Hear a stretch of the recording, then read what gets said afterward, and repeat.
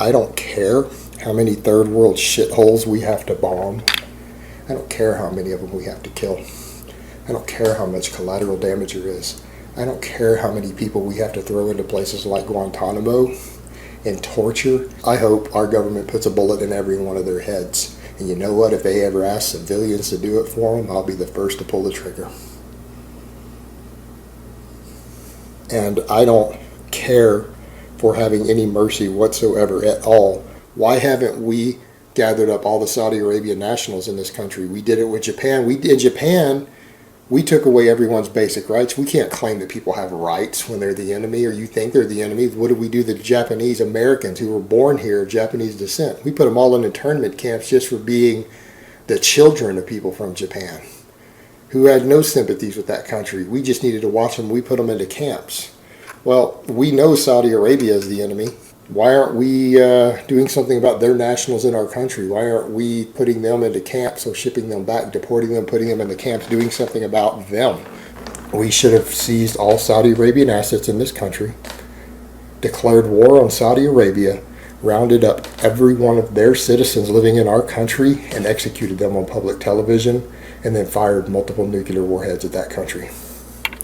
To show them this is what happens when you come to our country, and we will seize all of your assets, all of your money, and we will destroy you. That is the message we should have sent. We should have destroyed them. We should have literally wiped that goddamn country off the map.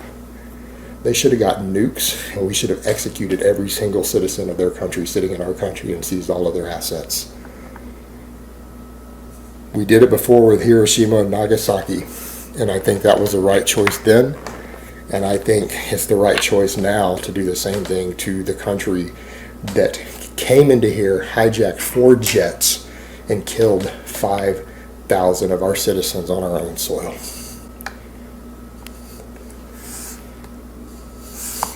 That's the message we should be sending to the world. That you won't do this to us, and no one will ever do this to us again, or your entire society will be wiped off the map.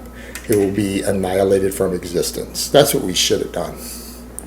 And you guys know I talk a lot about what real men do, what a real man is. And a real man defend the weak and the helpless. They defend the women and children of the tribe and the community. They don't attack them. Little boys attack women. Predators attack women. And I've specifically told my subscribers it was inappropriate for them to go after your wife or your children, and that real men don't do that sort of thing. I wouldn't do that because I'm a man. I don't go after people's loved ones. I don't go after their girlfriends or their sisters or their mothers or their wives or their children because I'm a man.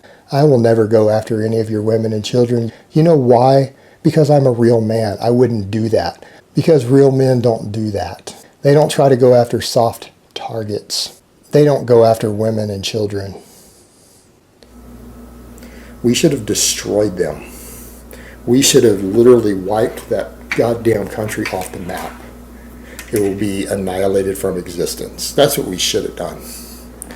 We're just going to go over and start nuking the Middle East. Fuck them. We're just going to go over to the Middle East and start nuking them ourselves. We'll probably start with Mecca, and then again, Texas being Texas, when the outrage in the Muslim world goes up, any city that we see burning a Texas flag will probably nuke them too. We don't care if the entire Middle East burns. In fact, if it does, we can charge more for our oil. We have enough oil in our reserves right now in Texas to run the entire United States for 5 years. We could just charge more. So it's actually kind of in our best interest for the whole Middle East to burn. If we're going to be the leader of the world, and the survival of the human race depends on our culture surviving because we're the most advanced and the best, we need to quit worrying about these other cultures and nations. They're not contributing anything. And why are these third world shitholes that we are vaccinating with our tax dollars continuing to see a massive rise in population? We produce food, which in turn increases pollution, to feed these people. It's vaccinations, food, foreign aid, all of these things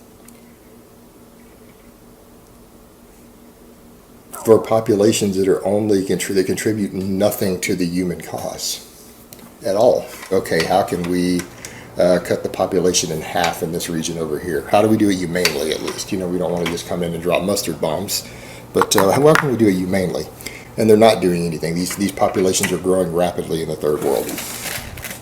funneling aid and money to bolster populations that contribute nothing to humanity. Instead of letting evolution, which leftists believe in so much, and by the way, I do believe in evolution. I don't people think I'm a creationist. But they believe in it so much, but then they completely disregard evolution and not realize that the species will eventually speciate again. And they tend to bolster and not let evolution take its course. They want to bolster and keep certain populations alive and cultures and nations growing all over the world instead of just letting evolution take its course and let them die out on their own, so that we're left with whatever's best, so that whatever's superior just survives organically. All right, I want to state up front, just right up front with this, I'm politically very, very liberal. Hunt them down.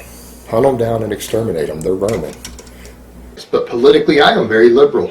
I'm pretty politically correct when it comes to a lot of things. All right, we have to exterminate social justice warriors and leftist ideology in our society.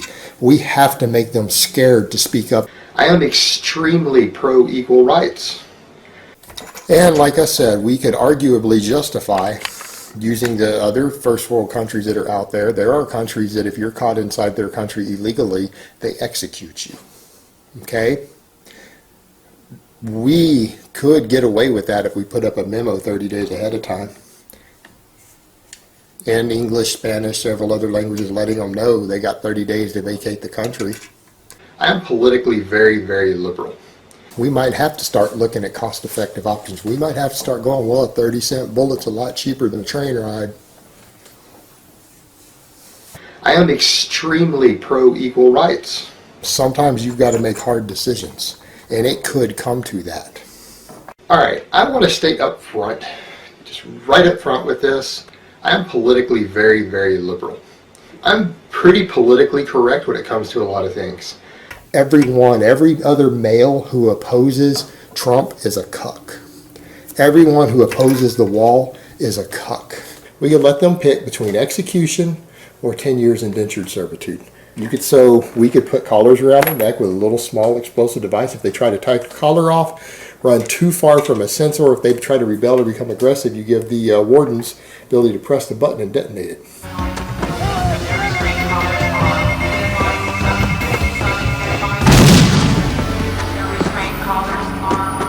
We have every right to kill them. Their lives belong to us the moment they cross that border, to do with as we please from a legal perspective. They are in our country illegally. If we want to shoot them in the head, we can do that. It's beautiful.